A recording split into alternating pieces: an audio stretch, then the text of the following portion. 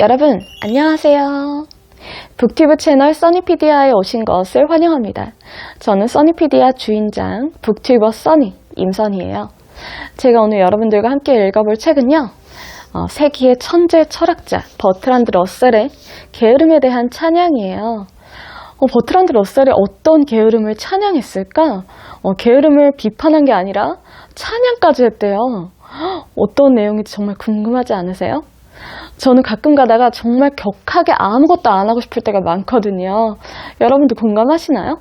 그런데 여기서 이렇게 게으름을 찬양했다고 하니까 너무 반갑잖아요. 그래서 오늘 여러분들과 함께 이 책을 읽어보고 한번 그 내용에 대해서 얘기를 해볼게요.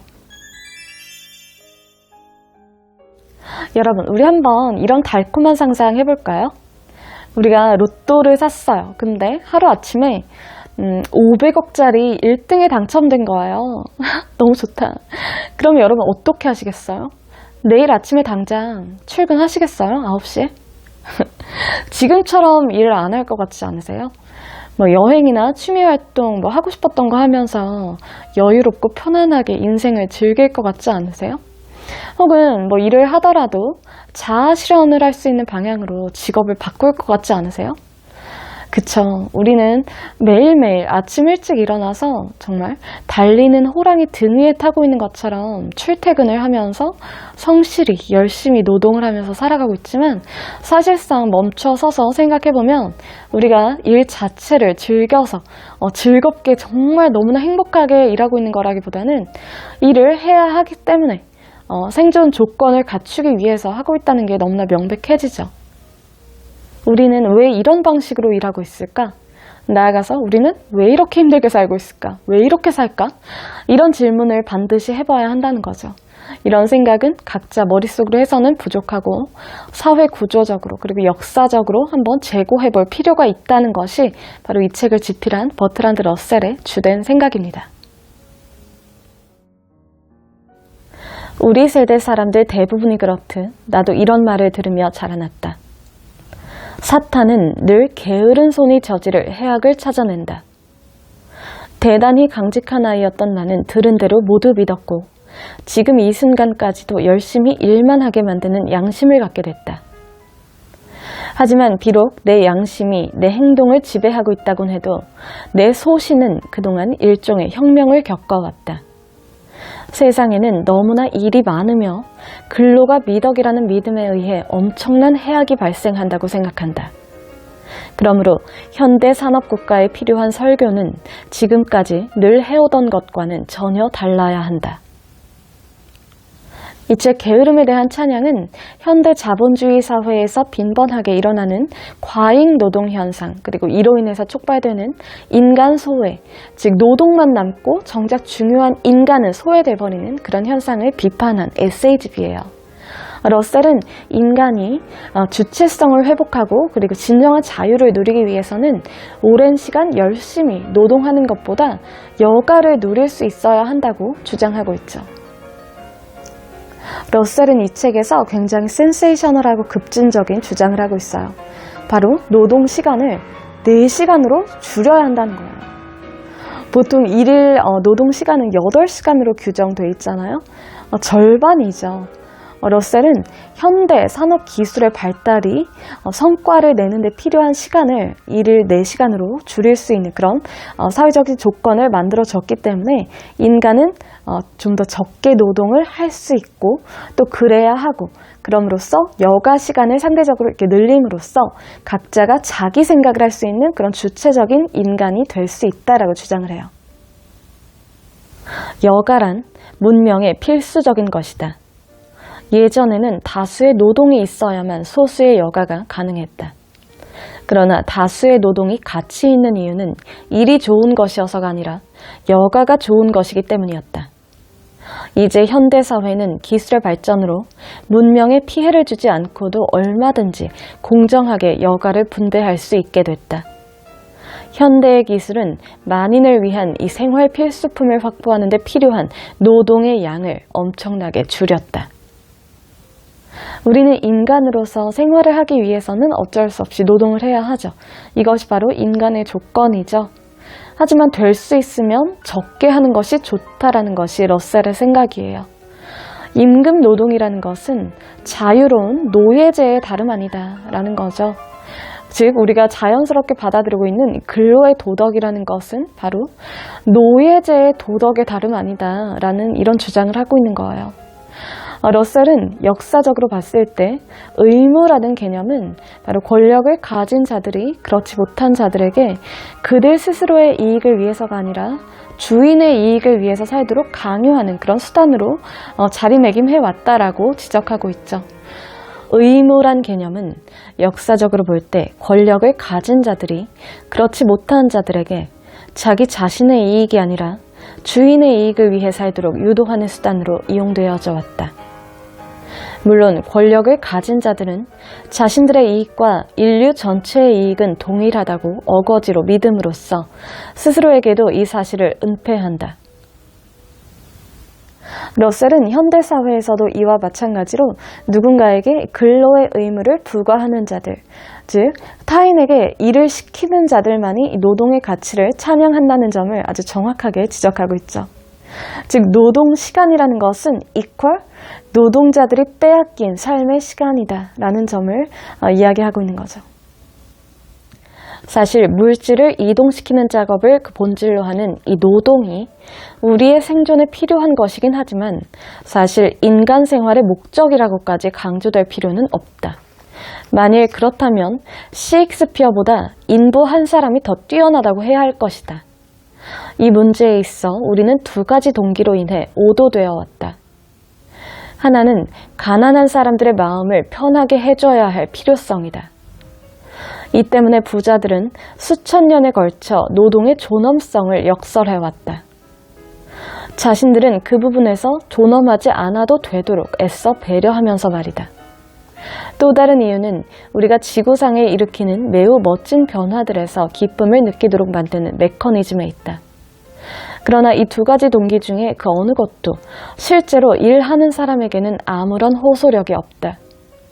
노동자에게 당신이 인생에서 제일 좋아하는 게 뭡니까? 라고 물었을 때 다음과 같이 대답할 가능성은 거의 없다. 나는 육체 노동을 즐깁니다. 그것은 내가 인간의 가장 고귀한 임무를 수행하고 있다고 느끼게 하기 때문이죠. 또한 인간이 이 지구를 얼마만큼 변화시킬 수 있을까 생각하면 즐겁기 때문이에요. 내 몸이 주기적인 휴식을 요구하는 건 사실이므로 최선을 다해 채워 넣어야 하겠지만 아침이 오고 내게 만족감을 불러일으키는 이 노고의 현장으로 다시 돌아갈 때만큼 행복한 순간은 없어요. 노동하는 사람들이 이런 식으로 말하는 것을 나는 한 번도 듣지 못했다. 그들은 이를 생계에 필요한 수단으로만 생각할 뿐이다. 그리고 그들이 어떤 것이든 행복감을 느낀다면 그것은 바로 여가에서 나오는 것이다. 잠깐의 여가야 즐겁겠지만 하루 24시간 중에 4시간만 작업하게 된다면 그들은 하루하루를 어떻게 채워야 할지 모를 것이라고 말할 수도 있으리라. 그러나 만일 현대 세계에서 그 말이 사실이라고 한다면 그것은 우리의 문명을 모욕하는 것이다. 과거 그 어느 시대에도 이 말은 사실이 아니었기 때문이다. 러셀은 이 책에서 1930년대 영국 사회를 비판하고 있지만 이 과잉 노동과 노동 소외에 대한 부분은 지금의 우리 사회와 그대로 맞아 떨어지는 게 너무 신기해요. 실제로 OECD 통계에 따르면 2017년 기준 한국의 연간 노동 시간은 2024시간이에요. 이것은 멕시코 다음으로 제일 많은 거거든요. OECD 평균은 1746시간이에요. 이것보다 무려 278시간이나 더 많이 일하고 있는 거죠, 우리나라에서. 게다가 산업재해율도 1위예요. 이 말인 즉슨 한국이 제일 많이 일하고 제일 많이 일하다가 많이 다치고 주관적 행복지수는 꼴찌, 자살은 제일 많이 하는 불행한 나라다. 이 점을 시사하고 있는 거죠. 노동권이라는 개념이 보편적으로 쓰이고 있죠. 즉 우리가 사는 사회에서는 이 노동이 노예의 의무로서가 아니라 자유롭게 주체가 행사할 수도 있고 포기할 수도 있는 권리여야 한다는 그런 인식이 널리 퍼져 있죠. 하지만 굉장히 비현실적이죠. 왜냐하면 현실에서 노동자들은 일을 하고 싶어도 근로 조건이 맞지 않거나 혹은 일자리가 없거나 등등의 이유로 일을 하지 못하는 상황에 당면하거나 혹은 일을 할 수 없는 상황에 놓여도 일을 안 하면 생존을 이어갈 수 없기 때문에 안 할 수가 없게 되는 이런 상황에 직면하는 경우가 태반이죠. 이런 상황에서 우리는 노동이 과연 권리인 적이 있었나 하는 의문을 던져보게 되는 거죠. 무조건 근로시간을 줄인다고 해서 모든 문제가 해결되는 게 아니죠. 더 일하고 싶은 사람한테 근로시간을 제한한다는 것은 기회박탈이죠, 어떻게 보면. 그리고 근로시간을 조정한다는 것은 임금제를 비롯한 다양한 사회보장제도의 조정을 수반하는 것이기 때문에 굉장히 오랜 시간 그 효과에 대해서 분석이 필요하고 섬세한 그런 정책적인 고려가 필요하죠. 그렇다고 해서 이 고도 산업화 시기 때처럼 규제 없이 무작정 일만 많이 하는 그런 과잉 노동 현상도 분명 잘못된 거죠. 일하는 시간을 합리적으로 줄여나가는 것이 글로벌 트렌드이기도 하기 때문에 주 52시간제, 일하는 시간을 줄여나가는 그런 방향성은 맞지만 그 방식이 좀 더 섬세하게 이뤄질 필요가 있다는 거죠. 그리고 중요한 것은 일하지 않을 권리. 즉, 개인이 처한 어떤 일할 수 없는 불가항력적인 상황 속에서 일을 안 하거나 혹은 일을 적게 하면서도 일정 수준의 생활을 영위할 수 있게 하는 사회 안전망, 그것이 절실히 필요하다는 거예요. 다만 이런 사회 보장 시스템이 지나칠 경우에 혹은 악용하기 좋은 방식으로 만들어졌을 경우에 도덕적 해이 혹은 사회적 활력 그리고 생산성 저하의 문제가 발생할 수 있기 때문에 각별히 유의해야 하는 거죠. 자, 그러면 다시 원점으로 돌아와 볼까요? 이 러셀이 말한 게으름이란 과연 뭘까? 시체놀이? 하루 종일 아무 생각도 안 하고 멍 때리는 거? 아니죠. 러셀이 말한 게으름이란 생산적인 여가 활동이에요. 즉 주체적인 사고를 할 수 있게 만드는 생산적인 시간, 즉 예술이나 여행이나 봉사활동이나 좋은 취미 활동을 누리는 그런 시간을 의미하는 거죠. 너무 일만 하지 말고 너무 일 생각만 하지 말고 내가 누구인지, 나는 어떻게 살아야 하는지, 나는 뭘 할 때 행복한지, 이런 나 자신에 대한 주체적인 생각을 할 수 있어야 한다는 거예요. 이런 한가한 시간을 가지면서. 미국의 극작가 아미리 바라카가 지적한 내용이 우리에게 큰 경각심을 주죠. 즉 노예가 노예로서의 삶에 지나치게 익숙해지기 시작하면 노예들끼리 비교하게 된다는 거예요. 자기들을 이렇게 몸을 옥죄고 있는 그 쇠사슬이 누구께 더 크고 빛나고 무겁고 튼튼한지를 비교하기 시작하면서 자랑하고 과시한다는 거죠. 이거는 우리의 행태와 비슷하죠. 지금 우리는 좋은 직장, 선망하는 직장, 이거를 판단할 때 얼마나 우리가 스스로 주체적이고 행복하게 살 수 있게 해주는가에 따라서 판단하는 게 아니라 얼마나 자기 자신을 옥죄는 자본의 화려함, 여기에 따라서 선망의 직장을 판단하죠.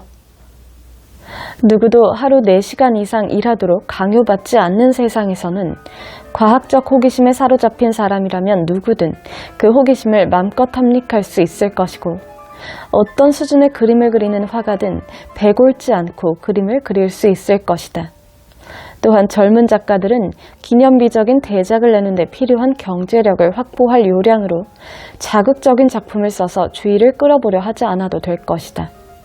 사실 마침내 대작을 쓸 수 있을 만한 상황이 됐을 때는 이미 취향과 재능이 달아나고 없는 경우가 대부분이다.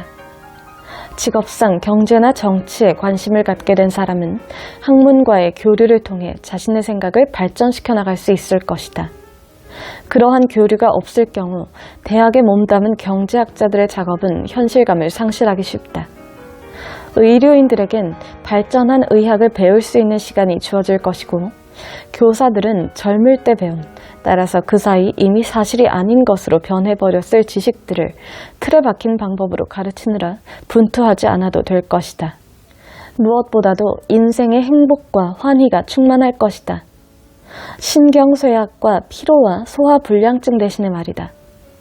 필요한 일만 함으로써 기력을 소모하는 일 없이 여가를 즐겁게 보낼 수 있을 것이다. 따라서 여가 시간에 지쳐버리는 일은 없을 것이므로 사람들은 수동적이고 무기력한 류의 오락거리들만 찾진 않을 것이다. 적어도 1%는 직업상의 일에 써버리지 않은 시간을 뭔가 유용한 것을 추구하는 데 바칠 것이다. 또한 그러한 일들은 그들의 생계와 관련된 것이 아니기 때문에 독창성이 방해받는 일은 없을 것이며 나이 많고 박식한 사람들이 만들어 놓은 표준에 맞출 필요도 없을 것이다. 그러나 여가의 좋은 점은 이러한 예외적인 경우에서만 확인되는 것은 아니다. 행복한 생활의 기회를 갖게 된 평범한 남녀들은 보다 친절해지고 서로 덜 괴롭힐 것이고 타인을 의심의 눈빛으로 바라보는 일도 줄어들 것이다. 또한 전쟁을 일으키게 되면 모두가 장시간의 가혹한 노동을 해야 할 것이므로 전쟁 취미도 사라질 것이다. 모든 도덕적 자질 가운데서도 선한 본성은 세상이 가장 필요로 하는 자질이며 이는 힘들게 분투하며 살아가는 데서 나오는 것이 아니라 편안함과 안전에서 나오는 것이다. 현대의 생산 방식은 우리 모두가 편안하고 안전할 수 있는 가능성을 열어놨다. 그럼에도 불구하고 우리는 한쪽 사람들에게는 과로를, 다른 편 사람들에게는 굶주림을 주는 방식을 선택해왔다. 지금까지도 우리는 기계가 없던 예전과 마찬가지로 계속 정력적으로 일하고 있다. 이 점에서 우리는 어리석었다. 그러나 이러한 어리석음을 영원히 이어나갈 이유는 전혀 없다. 즉 러셀이 이 책을 통해서 우리에게 던져주고 있는 중요한 메시지는 바로 너무 우리가 일에만 매몰되지 말고 우리 스스로를 되찾아야 된다는 거죠. 우리가 존재해야만 우리가 버는 돈도 의미가 있죠. 다행히 최근에는 워라벨이라고 해서 워크와 라이프 간의 밸런스를 찾으려는 노력이 이루어지고 있죠. 정말 다행이죠. 우리가 정말 인간으로서 주체성을 갖고 즐겁게 살기 위해서는 일이라는 것이 그 자체로서 목적이 아니라 우리가 즐겁고 행복하게 살아가기 위한 수단이라는 점을 망각해서는 안 되죠. 결국 중요한 것은 우리가 행복하게 살아가는 거니까요. 일이란 것은 행복을 위한 도구에 지나지 않는다. 열심히 살되 열심히 노동하되 우리는 일상생활에서의 소확행을 놓치지 않고 살아야 되고 건강과 행복을 가장 최우선시하면서 살아가야 된다라는 중요한 메시지를 던져주고 있는 거죠.